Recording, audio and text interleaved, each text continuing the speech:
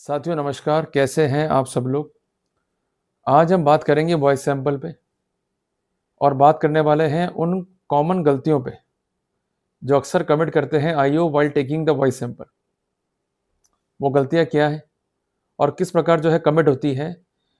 यदि हम उन पे ध्यान नहीं देंगे, तो राइट्स हमारे ही प्रभावित होंगे। देखिए, कानून में हमारी लाइफ और लिबर्टी इंपॉर्टेंट है। इसके अलावा जो भी प्रोसेस अडॉप्ट किया जा रहा है, it must be the process recognized by law. अगर उनका प्रोसेस, उनका तरीका या उनका वर्कआउट जो है रिकॉग्नाइज नहीं है बाय लॉ, तो वहाँ पर हम फ़ायदा ले सकते हैं। तो कैसे होगा बेनिफिट, क्या है तकनीकी बिंदु, ये हम डिस्कस करने जा रहे हैं। Directly we are moving on the board.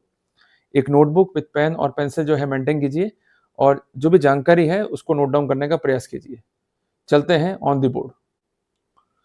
जब भी हमें आता है नोटिस वॉइस सैंपल के लिए,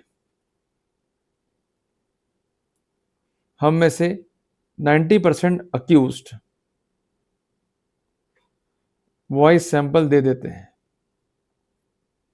हमें क्या लगता है कि यदि हम करेंगे कोऑपरेट तो इसका हमें फ़ायदा मिलेगा और हम जेल नहीं जाएंगे। क्लियर? बेसिकली अगर आप वॉइस सैंपल दे रहे हो विदाउट प्रोसेस ऑफ लॉ,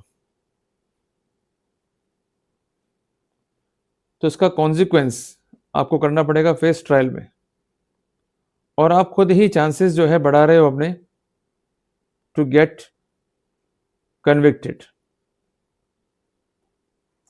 तो प्रश्न ये बनता है, करें तो क्या करें, व्हाट टू डू?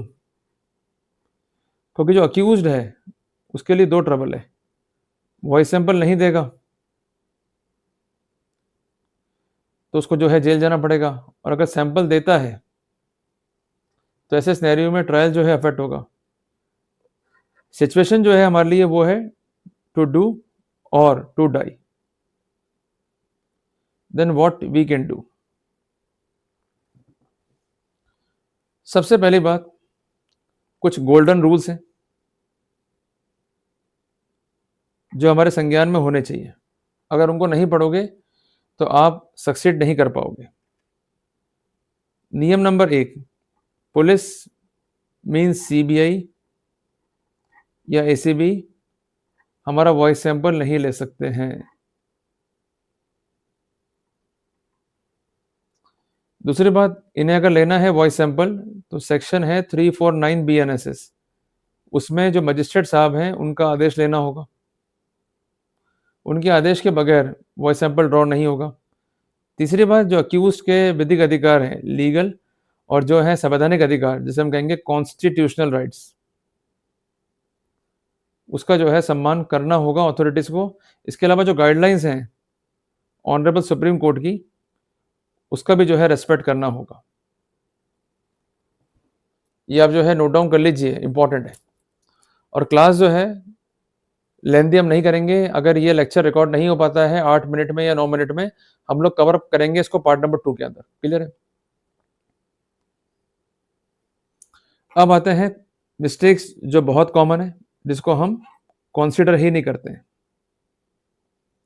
पता नहीं क्या डर आप लोगों में है कि अगर हम लोग फाइट करेंगे तो हमारा जो है नुकसान हो जाएगा, हम लोग कुछ कहेंगे तो हमको जो है परजुरी कॉज होगी। तो परजुरी को सेव करने के लिए आप लोग फाइट नहीं करते हो। देखो, अगर नहीं लड़ोगे अपने राइट्स के लिए तो कोई भी नहीं लड़ेगा आपके राइट्स के लिए। योर काउंसिल माइट से, अरे दिक्कत हो जाएगा, आपका पत्ता खुल जाएगा, हमें डिफेंड नहीं करना चाहिए।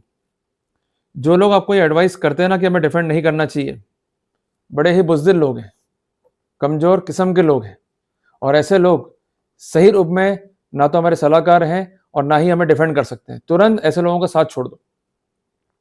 साथ पकड़ो उन लोगों का जो मजबूत हों और मजबूती के साथ आपकी पैरवी कर सकें और आपको आपके अधिकार दिला सकें। क्लियर हो गया? इसको जो है लिख लीजिए। सबसे पहले हम आते हैं मिस्टेक नंबर 1 पे। क्या है वो? The voice sample is taken by the authority not competent.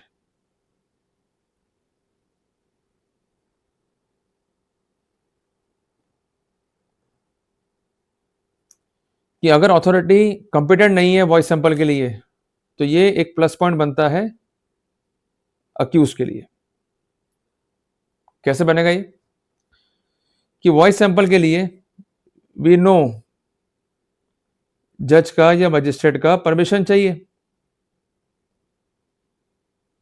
जिसके लिए सेक्शन है 349 BNSS का, ये इंपॉर्टेंट है। अगर परमिशन नहीं है तो आप वॉइस सैंपल मत दीजिए। अगर वॉइस सैंपल लिया जाता है without the permission from magistrate तो ऐसा कार्रवाई, ऐसा प्रोसेस इनलीगल है। It is going to infringe article 21 of संविधान। तो इस बिंदु पर एक बात ध्यान रखिएगा कि अगर बगैर मजिस्ट्रेट की आज्ञा के वॉइस सैंपल लिया गया है तो आप दाखिल कर सकते हैं objection before concern court as per section 349 of BNSS, and apart from that we have to rely on judgement. Specification है 2016 SCC पेज 277, जजमेंट है बाय ऑनरेबल सुप्रीम कोर्ट। जब लॉ इतना हमारे साथ है तो हम क्यों घबराते हैं भाई? ये पहला मिस्टेक है, अभी तो और मिस्टेक भी मैं करूंगा आइडेंटिफाई। दूसरा है केस ऑफ कंसेंट। इस बिंदु पे सेटल्ड व्यू है ऑनरेबल सुप्रीम कोर्ट का कि वॉइस सैंपल के लिए अगर कोई प्रोसेस करता है CBI या एंटी करप्शन या कोई पुलिस, तो ऐसे सिनेरियो के अंदर ये वॉयलेशन नहीं होगा आर्टिकल 20 सब क्लॉज 3 संविधान का। तो उसका मतलब जबरन ले सकते हैं वॉइस सैंपल? उत्तर नहीं। Forceful voice sample can not be taken.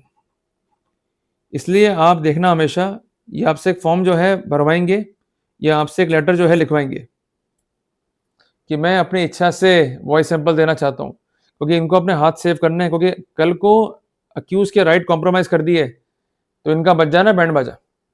इसलिए ये ध्यान रखो कि जब भी लेटर लिख रहे हो never give your consent. Clear है बात? ये भाई आपको चाहिए वॉइस सैंपल आप लो, पर हम कंसेंट नहीं दे रहे इसके लिए। और एक बात ध्यान रखना कि while obtaining the evidence they can not use a threat और इंड्यूसमेंट। अगर ये ऐसा करते हुए पाए गए तो ये उल्लंघन है सेक्शन 22 सेक्शन 23 BSA का। इनके विरुद्ध भी कानूनी कार्रवाई हो सकती है, ये मालूम होना चाहिए आपको। अगर CBI या ACB अपने पद का दुरुपयोग करेगी तो इनके विरुद्ध भी कानूनी कार्रवाई पॉसिबल है, पर इसके लिए हमें हमारा पक्ष बिफोर मजिस्ट्रेट रखना होगा, अपना पक्ष स्ट्रांग तरीके से रखना है आपको। क्लियर है? अभी हम आते हैं ग्राउंड नंबर 3 के ऊपर, पर चूंकि टाइम भी हो चुका है तो इस टॉपिक को जो है अपन कंटिन्यू करेंगे पार्ट नंबर 2 में। ठीक है?